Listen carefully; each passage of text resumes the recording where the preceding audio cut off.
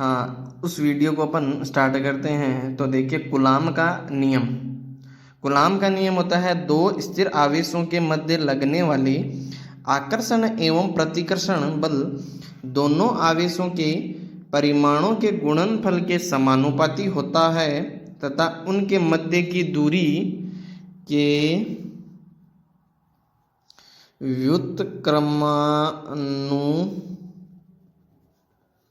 व्युत्क्रमानुपाती होता है। इसे ही कूलाम का नियम कहा जाता है। अब देखिए, जो मैंने थ्योरेटिकल में लिखा है उसी मैं आपको प्रैक्टिकल के द्वारा बता रहा हूँ। देखिए, दो उदाहरण के द्वारा मैं आपको समझा रहा हूँ। देखिए, दो स्थिर आवेश ले लीजिए। ये एक स्थिर आवेश, ये एक दूसरा स्थिर आवेश ले लिया।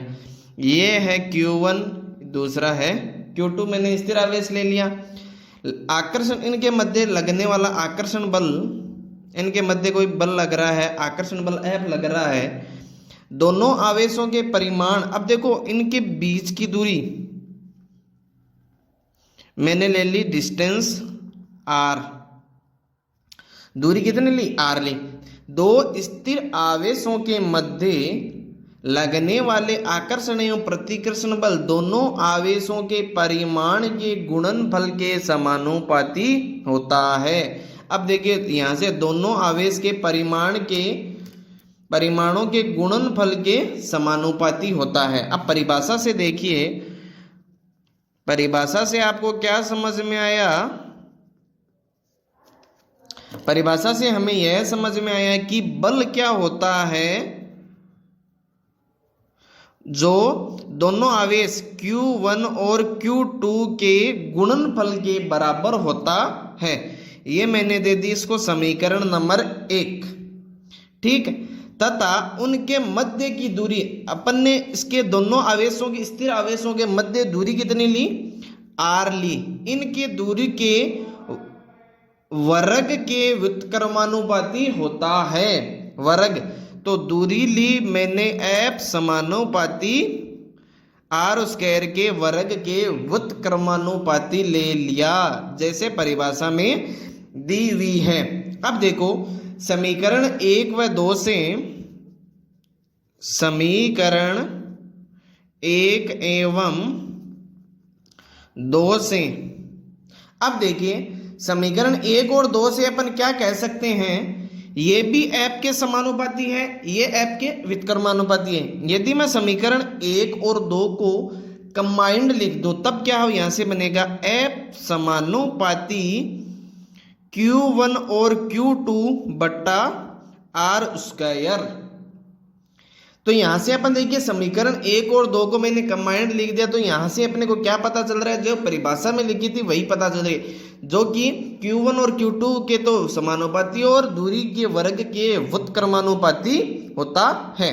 अब देखिए, यहाँ समानुपाती स्थिरांक घटाएंगे तो F समानुपाती स्थिरांक घटाया तो यहाँ आया एक स्थिरांक आया। समानुपाती का चिन्ह हटाने के बाद में एक स्थिरांक आता है K Q1 Q2 बटा R स्क्वायर। ये आपका बना कूलाम का नियम का फॉर्मूला। अब देखिए, K है, एक है समानुपाती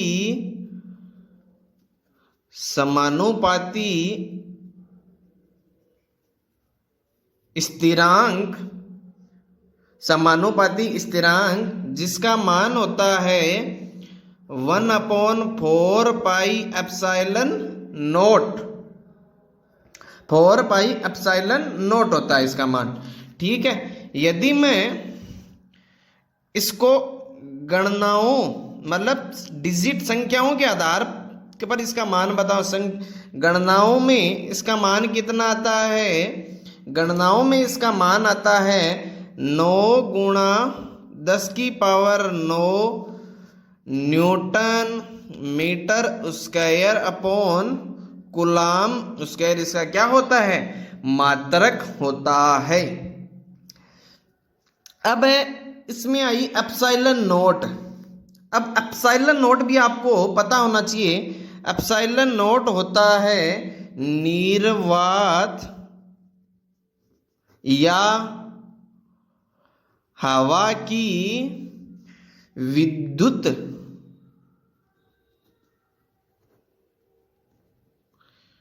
निर्वात एवं या हवा की विद्युतशीलता, इसका भी कुछ न कुछ मान होता है। इसका मान होता है 8.85 गुणा 10 की पावर -12 अपॉन मात्रक आया कूलाम स्क्वायर बट्टा न्यूटन मीटर स्क्वायर। ठीक है, ये अपन कहाँ से निकालेंगे? यहां से एप्सिलॉन नोट के मान से निकालेंगे। के का मान जो अपने को दिया रखा है ना 1/4 पाई एप्सिलॉन नोट, यहां से एप्सिलॉन नोट की वैल्यू निकालेंगे तो आएगा 8.85 गुणा 10 की पावर -12 कूलाम स्क्वायर बट्टा न्यूटन गुणा मीटर स्क्वायर।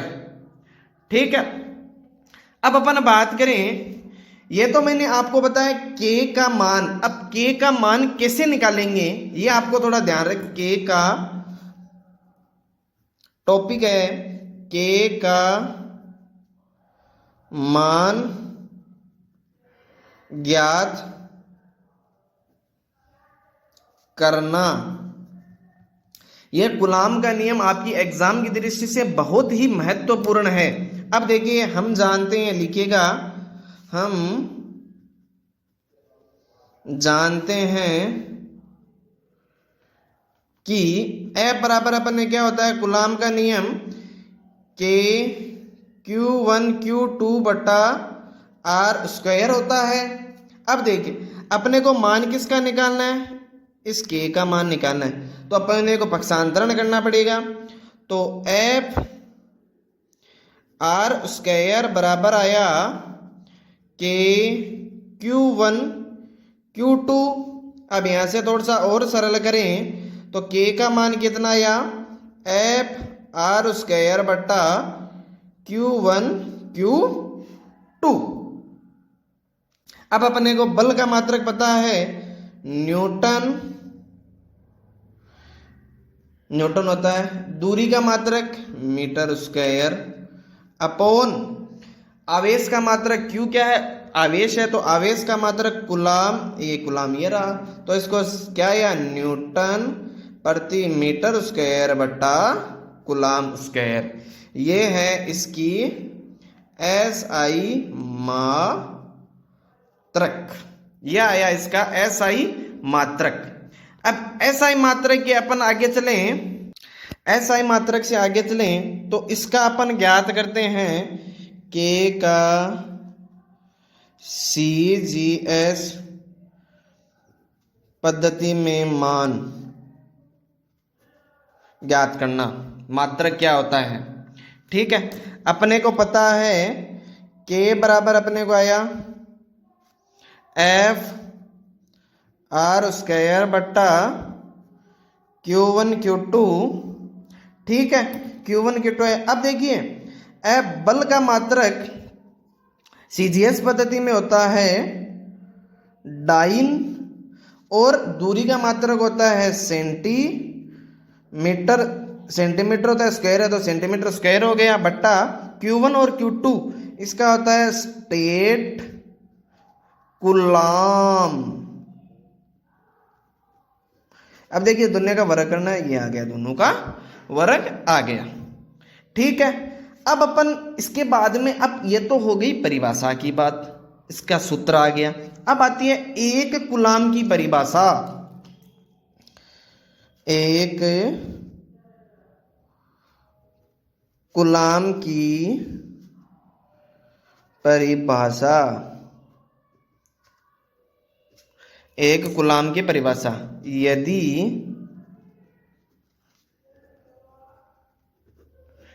किसी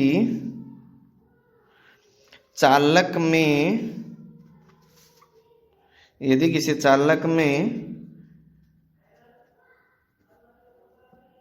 1 एम्पियर की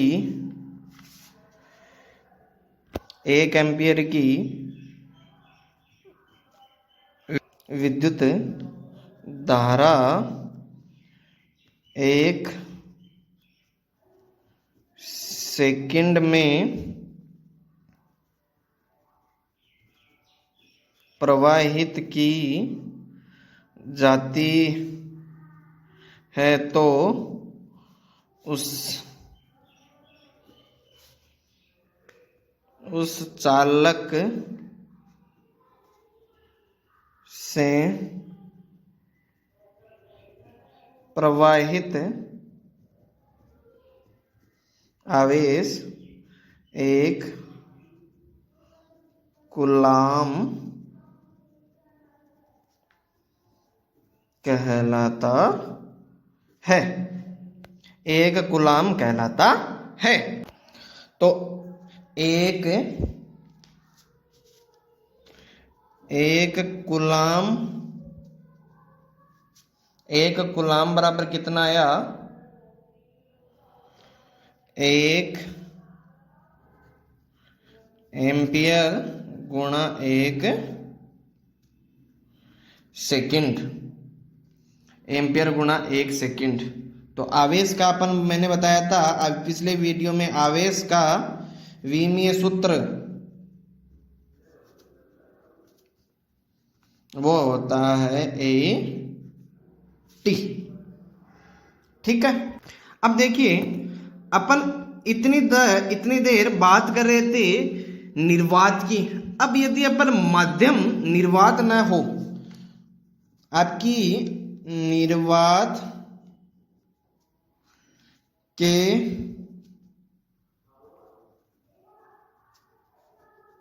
अतिरिक्त किसी अन्य माध्यम के लिए,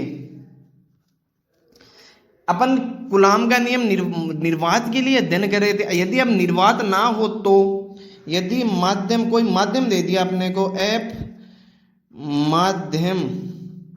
माध्यम दे दिया, तब अपने क्या आएगा?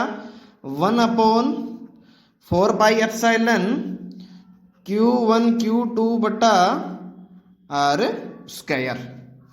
यहाँ एप्सिलॉन है माध्यम की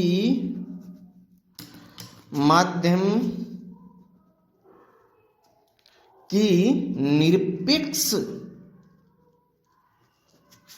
विद्युतशीलता, ये है माध्यम का विद्युत। यदि देखिए माध्यम ले लिया तो पहले तो अपन ले लिया था जब कूलाम का निर्वात था तब 1/4 pi epsilon not Q1 Q2 बटा R स्क्वायर था। यदि ये था निर्वात में था माध्यम, अपने को ओनली सीधा माध्यम लेना, निर्वात नहीं लेना है, तब ये आएगा 1/4 पाई एप्सिलॉन Q1 Q2 बटा R स्क्वायर। ठीक है। अपन अब ये मुझे लगता है कि आपको बहुत अच्छे से समझ में आया होगा। जो कोई आपके चीज़ समझ में नहीं आ रही है वो आप हमारे कमेंट्स बॉक्स में ज़रूर इसका आंसर बताइएगा। समझ में आ रहा है या नहीं आ रहा है वो भी आप अपने कमेंट्स बॉक्स में ज़रूर बताइएगा। ठीक है। अपन कल ही इसका आपेक्षिक विद्युतशीलता और निरपेक्ष विद्युतशीलता के बारे में अध्ययन करेंगे। तो ज़्यादा से ज़्यादा इस वीडियो को लाइक, सब्सक्राइब, चैनल को सब्सक्राइब कीजिएगा, कमेंट्स कीजिएगा। धन्यवाद बच्चों।